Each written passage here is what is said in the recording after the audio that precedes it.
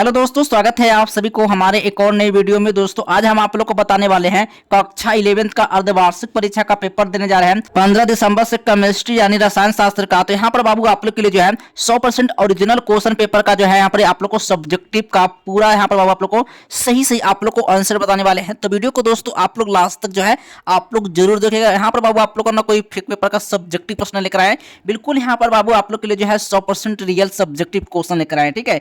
और 50 नंबर का ऑब्जेक्टिव जो है पहले वीडियो में आप लोग करवा दिए। 50 नंबर का ऑब्जेक्टिव का लिंक इस वीडियो के डिस्क्रिप्शन में मिल जाएगा, तो आप वहां से जो है 50 नंबर का ऑब्जेक्टिव जो है आप उस वीडियो से बाबू आप लोग कंप्लीट कर लीजिएगा। और यहाँ पर जो है पहले आप लोग को सब्जेक्टिव का जो है पूरा सही आप लोग को जो है पहले प्रश्न करवाएंगे, फिर साथ में बाबू आप लोग को 100% आंसर के साथ बताएंगे, ठीक है। तो सबसे पहले यहाँ पर बाबू सबसे पहले जो है आपको वीडियो को लास्ट तक आप लोग को जरूर देखना है, क्योंकि यहाँ पर बाबू आप लोग को 15 दिसंबर का जो अर्धवार्षिक परीक्षा का पेपर देने जा रहा है क्लास 11 का यानी केमिस्ट्री का। तो यहां पर बाबू आप लोग के लिए जो ना 100% रियल क्वेश्चन पेपर का जो है सब्जेक्टिव क्वेश्चन लेकर आए हैं। कल आपके एग्जाम हॉल में बिल्कुल 100% रहेगा। इस वीडियो को देखकर बाबू आप लोग इग्नोर बिल्कुल ही मत करना कि ये क्वेश्चन जो है ये फेक है, ठीक ना। यहां पर बाबू आप लोग को 100% रियल क्वेश्चन पेपर का जो है सब्जेक्टिव प्रश्न करवाने वाले हैं। पहले वीडियो बाबू आप लोग को ऑब्जेक्टिव जो है करवा दिया हूं, और पहले यहां पर बाबू पहले यहां पर देखने वाले हैं सब्जेक्टिव का पूरा प्रश्न का आंसर, ठीक ना।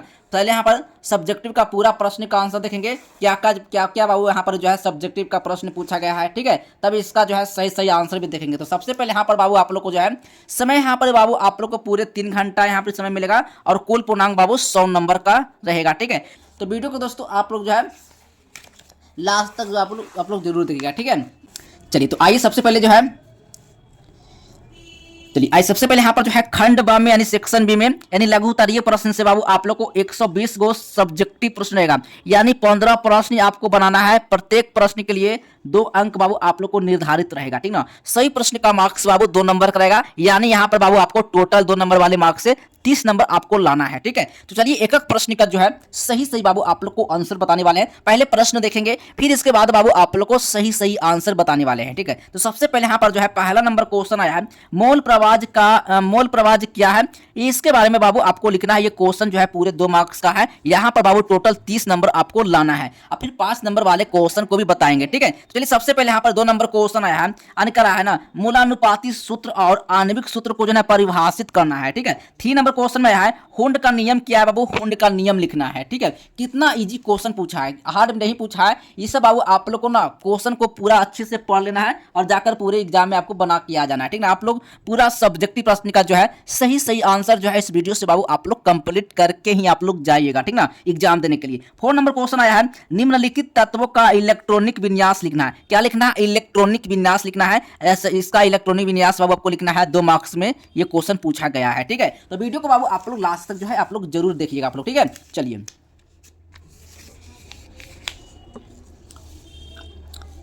चलिए अगला नंबर क्वेश्चन आया है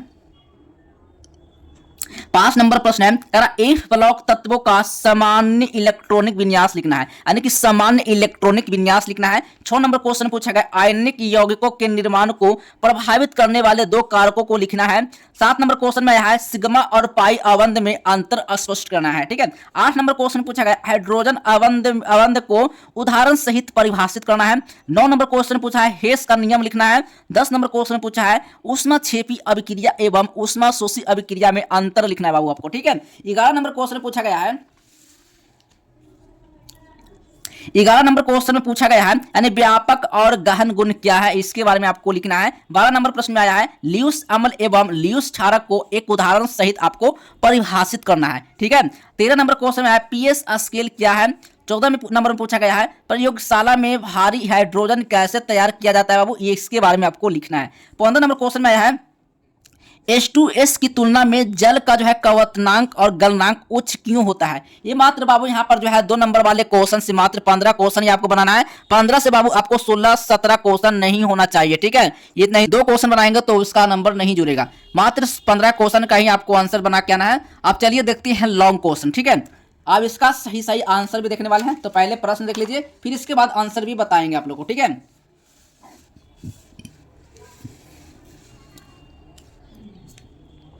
देखिए प्रश्न यहाँ पर करा दीर्घ उत्तरीय प्रश्न से यानी लॉन्ग आंसर टाइप क्वेश्चन, ठीक है। यानी प्रश्न संख्या 21 से लेकर 26 दीर्घ उत्तरीय प्रश्न रहेगा, जिसमें से बाबू आप लोग को 4 प्रश्न का ही उत्तर देना है। प्रत्येक प्रश्न बाबू 5 मार्क्स का रहेगा, ठीक है। तो चलिए यहाँ पर जो है टोटल 4 क्वेश्चन आपको बनाना है, यानी टोटल क्वेश्चन का जो मार्क्स रहेगा 5 नंबर का, टोटल यहाँ पर बाबू आपको 20 नंबर लाना है, ठीक है। चलिए प्रश्न पहले देखते हैं, फिर इसके बाद बाबू इसका सही 100% आंसर भी बताएंगे, ठीक ना। तो 21 नंबर क्वेश्चन पूछा गया है, क्वांटम संख्या से आप क्या समझते हैं, उनका महत्व बाबू आपको लिखना है, ठीक है। 22 नंबर क्वेश्चन में है ऑक्सीकरण संख्या विधि द्वारा क्षारीय माध्यम में निम्नलिखित समीकरण को संतुलित करना है बाबू, ठीक है। ये सब बाबू आपको संतुलित करना है, ठीक ना। इसका सारा प्रश्न का जो है सही आंसर इस वीडियो में आप लोग देखने वाले हैं। अगर कोई भी प्रश्न का आंसर छूटता है तो सबसे पहले बाबू आप लोग को इस वीडियो के डिस्क्रिप्शन में टेलीग्राम व्हाट्सएप ज्वाइन करने का लिंक मिलेगा, आप वहां से ज्वाइन करके आप मैसेज कर लीजिएगा कि सर ये क्वेश्चन का जो आंसर है आप नहीं बताएं, तो आपका आंसर जो है प्रोवाइड कर दिया जाएगा, ठीक है। चलिए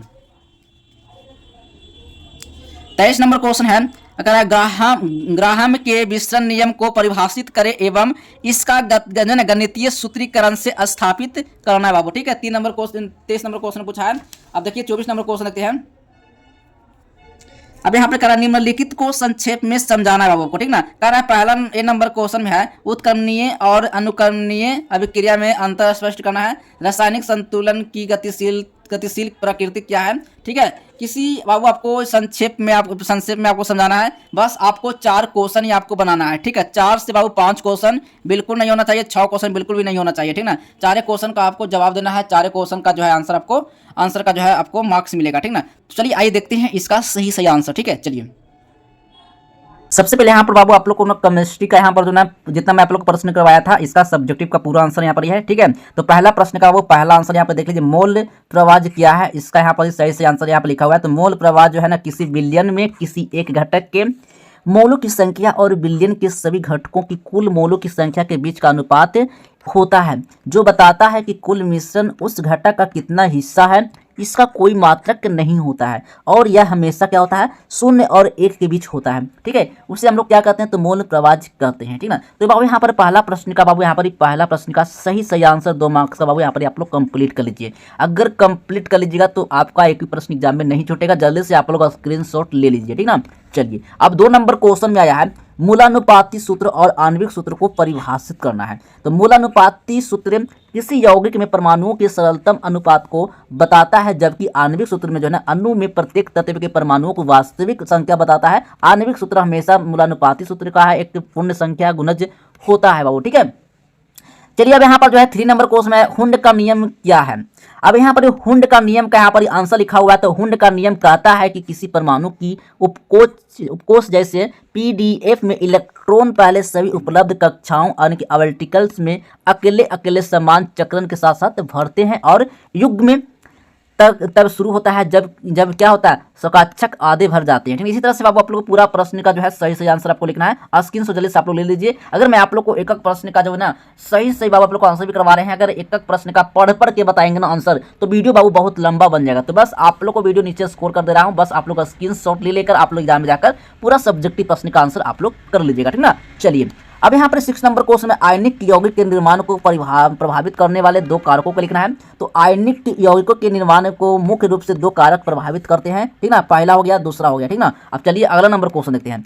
8 नंबर क्वेश्चन में आया है हाइड्रोजन अवंध को उदाहरण सहित परिभाषित करना है, ठीक है। हाइड्रोजन अवंध एक विशेष प्रकार की द्विध्रुवीय आकर्षण बल है जो एक हाइड्रोजन परमाणु और अत्यधिक विद्युत ऋणात्मक परमाणु जैसे न्यूट्रॉन, ऑक्सीजन या फ्लोरीन के बीच बनता है। इस तरह से आपको पूरा प्रश्न का आंसर आपको दे के आना है, ठीक है। चलिए 11 नंबर क्वेश्चन में व्यापक और गहन गुण क्या है, इसके बारे में आपको लिखना है ना। व्यापक गुण वे होते हैं जो पदार्थ की मात्रा जैसे द्रव्यमान आयतन बदलने पर बदलते हैं, जबकि गहन गुण जो है ना पदार्थ को मात्रा से स्वतंत्र होते हैं और समान रहते हैं, जैसे तापमान, घनत्व और रंग एक दूसरे से भाग देने पर गहन गुण जैसे घनत्व, द्रव्यमान, आयतन प्राप्त होता है, ठीक है। अब 13 नंबर क्वेश्चन है तो पीएच स्केल क्या है। तो पीएच स्केल बाबू जो ना यानी 0 से 14 तक का एक पैमाना है जो किसी बिलियन यानी सोल्यूशन की अम्लीयता या क्षारीयता को मापता है बाबू, ठीक है। चलिए अब यहाँ पर 14 नंबर क्वेश्चन देखने वाले हैं। तो प्रयोगशाला में भारी हाइड्रोजन कैसे तैयार किया जाता है।